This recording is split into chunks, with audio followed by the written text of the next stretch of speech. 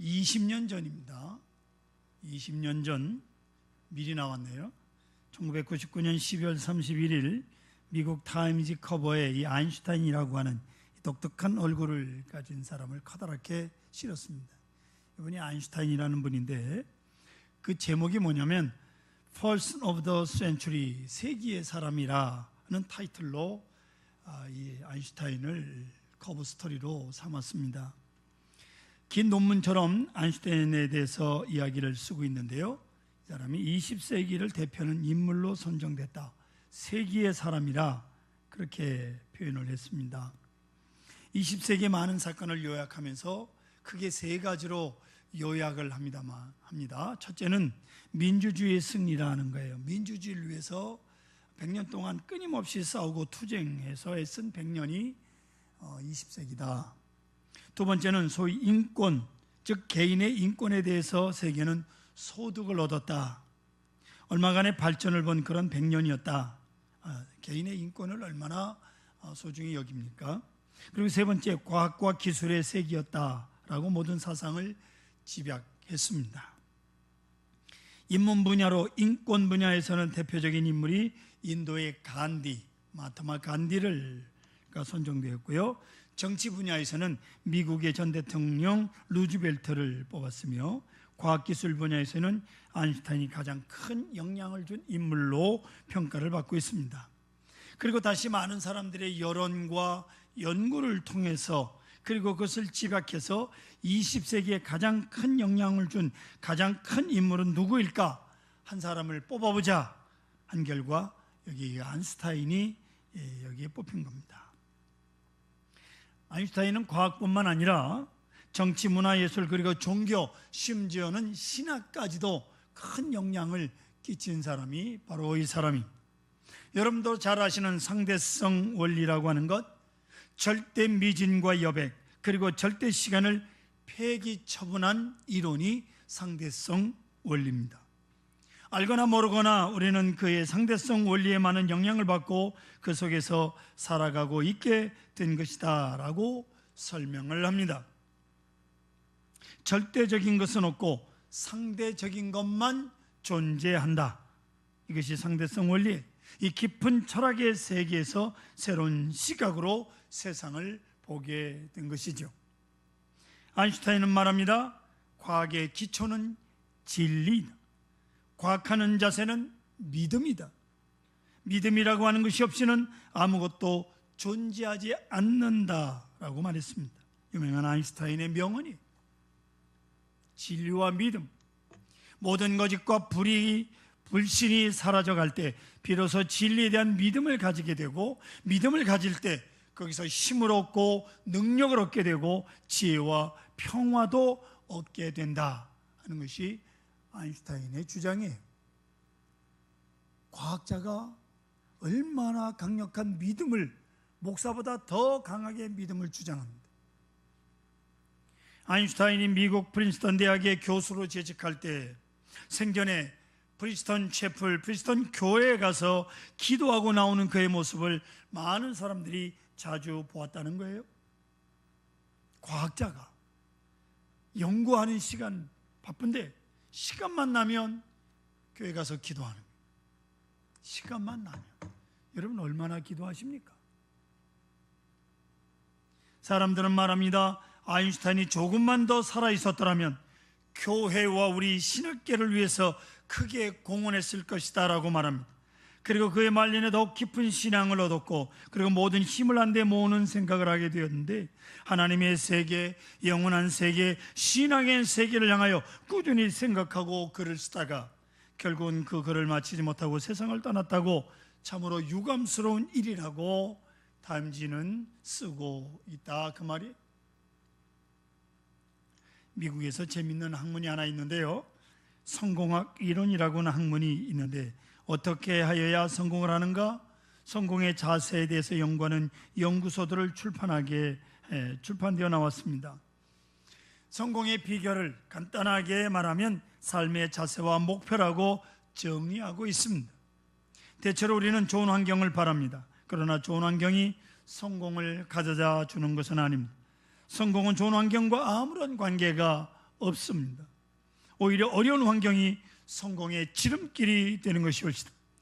모든 오히려 역경이 성공의 계기가 되는 것입니다. 그런 거로 주변 환경을 탓하는 사람은 영영 구제불능이요, 대책이 없어요. 문제는 그 모든 환경과 사건을 대하는 나의 자세올시다. 나 자신의 문제가 있습니다. 내가 어떤 자세로 임하느냐가 중요합니다. 그리고 목표가 중요합니다.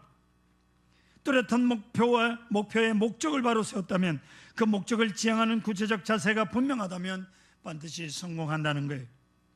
다시금 성공의 비결을 한마디로 정리하면 그것은 믿음이옵시다. 성공의 비결도 믿음이에요. 확신이 없는 자세에서는 어떤 성공도 기대할 수 없다는 겁니다. 우리가 슬퍼하는 것도 믿음이 없기 때문이요, 믿을 수 없기 때문이요, 믿음이 날로 약해지기 때문에 슬퍼하는 거예요. 두려워하는 거예요. 믿음, 거기에 성공의 길이 있고 삶의 힘이 있고 능력이 함께 하는 것이옵시다. 이 사실을 여러분 분명히 기억하시기를 바랍니다. 이스라엘 백성이 애굽에서 나와 가나안을 지향하는, 가나안 땅을 지향하는 그 출애굽의 역사는 계시적 역사요, 상징적 역사요, 그리고 그 속에 무궁무진 살아있는 진리가 담겨져 있습니다. 그 속에 구원론이 있고, 그 속에 교회론이 있고, 그 속에 성령론이 있고, 그리고 모든 문제에 해답을 주는 사건들이 출애굽을 통해서 가나안으로 가는 광야 40년 속에 담겨져 있습니다.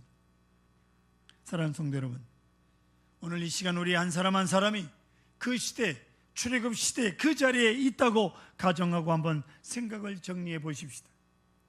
여러 가지 많은 것을 생각할 수 있겠지만 저는 이런 생각을 해봅니다. 참으로 믿음은 귀한 것이다. 믿음을 얻기가 참으로 어렵다는 생각을 저는 해보게 됩니다. 보세요, 이스라엘 백성들의 애굽에서 10가지 재앙을 봅니다. 물이 피로 변하고 개구리가 날뛰고 독청이 나고 막 그런 10가지, 그리고 마지막 10번째 장자가 죽는 재앙이 임합니다.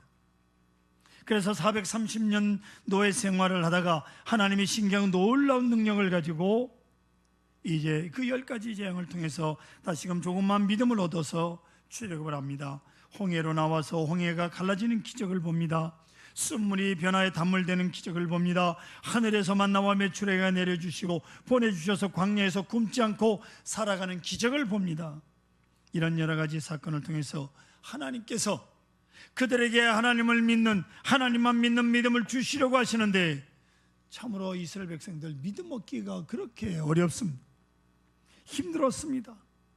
갈빛하면 뜨겁다고 불평하고, 물이 없다고 불평하고, 애굽으로 돌아가지고 선동하고 금송아지를 만들어서 섬기는 모습을 보면서 기적 속에서도 믿음을 갖기가 얼마나 어려운가를 절실하게 봅니다. 이게 예수님의 제자를 한번 보십시다. 예수님과 3년 동안 동행을 할 때 성경의 대표적인 사건만 기록하고 있지만 얼마나 많은 이적이 있었겠습니까? 또 얼마나 많은 족같은 말씀을 예수님에게 들었겠습니까? 늘 같이 생활하니까 신기하고 놀라운 것, 기적을 많이 보고 또 보고 보았는데, 그리고 또 한다는 소리가 이겁니다. 우리에게 믿음을 더하소서. 아니, 그만한 기적을 봤는데, 주님의 말씀을 그만큼 들었는데 믿음을 더하소서? 주님 앞에 이렇게 간구합니다. 이 정도 되면 주님이 꾸짖어야 되는 거 아닙니까? 이 안심한 사람들아, 이 많은 이적을 보고도 아직도 믿음을 얻지 못했느냐고 말이죠. 당연히 그래야 되는 거 아닙니까? 사랑하는 성도 여러분, 어디 제자들 뿐이겠습니까? 우리도 지금 개인적으로나 민족적으로 얼마나 숱한 사건을 겪고 있습니까? 일제해방, 우리가 해방을 얻은 겁니까? 미국에 의해서 해방을 얻은 거죠. 6.25 사변, 그 죽음의 고비를 넘겼어요. 개인적으로 엄청난 은혜 속에 오늘까지 여기까지 우리 살아오지 않았습니까? 아멘. 그러고도 아직도 믿음을 가지지 못했어요. 바른 믿음을 가지지 못했습니다. 이 얼마나 슬프고 안타깝고 어려운 이야기입니까? 믿음보다 귀한 것은 없습니다. 믿음은 하나님이 주시는 소중한 선물입니다. 그런데 우리는 그 숱한 사건을 통해서, 기적을 통해서 믿음이 생기지는 않는 것 같아요. 도대체 믿음이 없어요. 여러분 잘 아시는 엔돌핀이라는 게 있어요. 몸에서 생성되는 호르몬 중에 엔돌핀이 있는데, 엔돌핀이 뭐냐면 마치 모르핀, 마약 같은 겁니다. 진통제, 모르핀을 맞는 것 때와 같이 마음이 평안하게 만드는 게 엔돌핀이라고 하는 거예요. 마음에 믿음이 생기는 겁니다. 이런 일이 있어도 저런 일이 있어도 당황하지 않아요. 엔돌핀이 그 속에 충만한 사람은 이 엔돌핀이 물씬 솟아오르는 것 같은 그런 상태에 살면 남이 뭐라고 하건 나는 나대로 조용한 믿음으로 살아갈 수 있는 겁니다. 그죠? 말하고 싶은 말해라. 나는 믿음 속에 살아간다. 몸도 마음도 평안하게 되면 어떻게 되느냐? 그 믿음의 역사가 일어난 거예요. 믿음의 역사가 속에서 강력하게 있으니까 몸과 마음이 편안한 거죠. 부부간에도 남편이 좀 늦게 귀가한다. 그러면 부인이 딴에는 사랑한답시고 전화통을 어디냐, 어디에 있느냐, 왜 늦게 오냐, 전화도 못하느냐, 뭘 했느냐, 뭘 하고 있느냐, 뭐 그냥 5분마다 전화를 달달달달달달 볶아댑니다. 형사 취조하듯이 물어보면 이렇게 취조당하는 쪽의 마음은 믿음이 싹 사라지는 거죠. 그래, 남편을 이렇게 못 믿어? 그때 그 눈에는요 절대로 미인이 안 보입니다. 예쁜 여자가 없는 법이에요. 자기 마누라가 아무리 이뻐도 이때는요 마귀 같은 거예요. 예? 악마 같은 거라고. 그 어디 부인으로 보입니까? 자기를 믿지 못해서 달달달달 볶는데. 이렇게 의심받으면서까지 내가 이 집에 들어와야 되나? 이렇게 되는 거예요. 이러면 안 되지요. 믿음밖에 없습니다. 전적으로 믿어두는 법입니다. 믿으면 편안하고 좋은 것을 공연히 의심해가지고 어쩌자는 겁니까? 남편을 의심해서 어쩌자는 거예요? 어린아이가 부모를 믿듯이 티 없게 깨끗하게 믿어두면 여간 좋지 않습니다. 하나님께서는 우리 인간이 당신 자신을 향해서 믿음을 가지도록 하기 위해서 백방으로 갖은 방법으로 역사하셨습니다. 그런데 그 믿음 얻기가 그다지도 어려웠다는 거예요. 하나님께서는 우리가 믿음을 가졌을 때 위대한 역사가 나타났잖아요. 믿음으로 출애굽을 하고 믿음으로 홍해를 건너고 믿음으로 반석에서 물을 내주심으로 그것을 먹고 기적 속에 살았어요. 그렇지 않습니까? 여러분 생각해 보세요. 홍해가 갈라지고 길이 나서 양쪽으로 물벼랑이 쫙 섰을 때 그 사이에 그 길로 발을 들어놓는 거, 이게 보통 믿음입니까? 들어간 다음에 양쪽 물이 딱 합쳐지면 어떻게 됩니까? 예? 좋으시는 분이 있어서 제가 소리 한번 쳤어요. 그런데 이스라엘 백성들은 그 속으로 들어갔어요. 이게 보통 믿음 아니지요? 합쳐지면 다 죽는 거 아닙니까? 이렇듯 사건마다 믿음이 있을 때마다 용기가 있고 평화가 있고 찬양이 있었어요. 믿음으로 모든 역사를 이길 수 있었습니다. 그런데 이 믿음을 지켜나가기가 어려웠습니다. 모처럼 믿음을 가지고 큰 역사를 이뤘다가 조금 어려운 일만 당하게 되면 또 원망하고 또 의심하고 다시 원점으로 돌아가서 불평을 합니다. 믿음을 가지기도 참 어렵고 믿음을 키워나가기도 참 어렵고 지켜나가기도 참 어렵다는 생각을 합니다. 오늘 본문 말씀을 보면 이스라엘 백성들이 가데스 바네아에 있을 때 하나님의 분부를 쫓아 이스라엘의 12 대표가 가서 저 가나안 땅을 탐지하게 됩니다. 이 개역 성경에는 민수기에 탐지라고 번역되어 있어요. 탐지하도록 12사람을 보내라. 한번 앞으로 가보십시오. 13장 2절 보면 사람을 보내어 내가 이스라엘 자손에게 주는 가나안 땅을 정탐하게 하되, 그런데 이게 옛날 우리가 전에 쓰던 개혁성경에는 탐지하라 그렇게 돼 있어요. 탐지. 그 다음에 오늘 25절에도 보면 40일 동안 땅을 정탐하기를 마치고 돌아와서가 아니라 탐지예요. 탐지. 예? 32절에도 정탐한 땅은 거기도 탐지. 이 다 민수기에는 탐지라는 단어로 쓰고 있습니다. 민수기 13장 2절 사람을 보내가 이스라엘 자손에게 주는 가나안 땅을 탐지하게 하되 이렇게 돼 있다고요. 그리고 오늘 우리가 읽은 25절에도 탐지.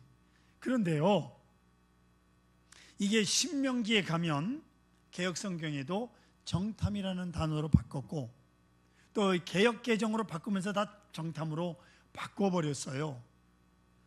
이게 옳지 않습니다. 정탐과 탐지는 아주 다릅니다. 엄청나게 다릅니다. 히브리 원문의 탐지라고 하는 단어는 토르라고 하는 말인데 이 토르라는 말은 알아본다, 한번 가본다, 구경한다, 한번 알아보는 정도 이렇게 씁니다. 그러나 정탐이란 말은 히브리어로 류가르라고 하는 말인데 이 류가르라고 하는 말은 이것은 갈 수 있을까 없을까 전략을 세우는 거예요. 의심을 가지고 보는 거예요. 할 수 있을까 없을까, 이길 수 있을까 이기지 못할까, 이것을 생각하는 단어가 정탐 류가르입니다. 여러분, 탐지라고 하는 단어는요, 우리가 갈 것이니 참 좋은 땅이다 라고 생각하고 믿음으로 보는 단어가 탐지예요. 문제는 하나님께서는 탐지하라고 했는데 사람들은 정탐하고 온 거예요. 한번 가서 봐라, 살기가 얼마나 좋은지 한번 가서 보고 와라. 그럼 그냥 보고 하나님이 약속한 땅이니까 좋은 땅이다 그러고 오면 되는데 정탐하고 왔다 그 말이에요. 정탐을 하고는 10명이 그 땅에 대해서 악평을 하잖아요. 그 땅은 거민을 삼키는 땅이다, 사람이 못 살 곳이다, 거기는 안악자손 대장부들이 살고 있다. 원래 유대인들 키가 좀 작은 편인데 그런데 그 작은 사람들이 숨어서 큰 사람들을 보니까 그 사람들 앞에 우리는 스스로 봐도 메뚜기 같다, 자신들을 그렇게 비하하잖아요. 자신들 메뚜기 같다는 거예요. 바로 이 시간에는, 바로 이 순간에는 과거에 하나님께서 이스라엘 백성들에게 베푸신 모든 은혜에 대한 믿음이 온데간데 없어집니다. 기적으로 여기까지 왔는데 믿음이 전혀 없는 거예요. 그래서 이렇게 두려워하고 있는 겁니다. 하나님 약속에 대한 믿음도 없어요. 하나님을 믿는 믿음, 하나님 말씀을 믿는 마음, 하나님의 능력을 믿는 신앙이 털럭만큼도 없는 거예요. 그래서 그들은 원망을 토하게 되는 겁니다. 사회심리학에서 원인귀속이라고 하는 용어를 쓰고 있습니다. 원인귀속. 어떤 사건에 대해서 원인을 어디로 돌리느냐, 원인귀속. 내게로 돌리느냐, 사회로 돌리느냐, 세상으로 돌리느냐, 다른 사람에게 돌리느냐. 이스라엘 사람들이, 백성들이 여기까지 와서 이제 어려움을 당하게 될 때 원인을 누구에게 돌리냐면 모세에게 돌립니다. 왜 여기까지 우리를 인도했느냐? 모세를 죽이겠다고 합니다. 그리고 애굽으로 돌아가자 하며 원망 불평합니다. 마지막에는 하나님을 원망하게 돼요. 이것이 믿음 없는 사람들의 모습이었습니다. 그리고 절망하게 되는 거죠. 심지어는 죽었더라면 좋았을 걸 하면서 포기하잖아요. 그래서 민수기 14장 28절 앞에 보십시오. 화면에 이렇게 나타나 있습니다. 하나님께 대답해 주시기를 뭐라고 하느냐? 너희 말이 내 귀에 들린 대로 내가 너희에게 행하리니. 죽었으면 좋겠다 그 말을 하자 하나님께서 너희들 말 내 귀에 들린 대로 행하리라. 무서운, 대단히 무서운 말씀입니다. 결국 이스라엘 백성들은요 20세 이상 된 사람 광야에서 다 엎드려졌어요. 다 죽었어요. 왜? 믿음이 없으니까. 죽었으면 좋겠다고 했으니까 죽어야지. 예? 여러분, 툭툭 튀어나오는 말 한마디, 죽겠다는 말 하지 마세요. 살겠다고 그러세요. 살겠다. 아이고 힘들어 살겠다. 예? 배고파 살겠다. 죽겠다가 아니라 살겠다. 제가 전에도 그랬잖아요. 자녀들한테 욕을 할 때 이 몹쓸 놈, 죽일 놈 그러지 말고 잘 될 놈, 복 받을 놈 그러고 욕을 하십시오. 욕을 해도 예? 내 귀에 들린 대로 내 믿음의 표현대로 12사람 중 믿음 있는 사람 여호수아와 갈렙은 그렇지 않았어요. 그 땅은 젖과 꿀이 흐르는 땅이라고 합니다. 포도송이를 둘이 막대기에 끼워 메고 와서 보라고 자랑합니다. 포도가 얼마나 컸으면 한 송이를 둘이 메고 왔을까요? 얼마든지 지금도 크게 자란 과일들이 있습니다. 포도도 이렇게나 푸짐한 땅, 아름다운 땅이라고 하고 여호수아와 갈렙은 그런 좋은 것만 본 거예요. 우리가 들어가 살 땅이니까 좋은 것만 보고 온 거죠. 그리고 민수기 14장 9절에 보면 그들은 우리 밥이다, 즉 이 길이라고 하는 단호한 결단을 합니다. 이제 밥상은 차려졌으니 먹기만 하면 된다는 거예요. 그 땅 백성을 두려워하지 말라 이겁니다. 이게 곧 믿음이죠.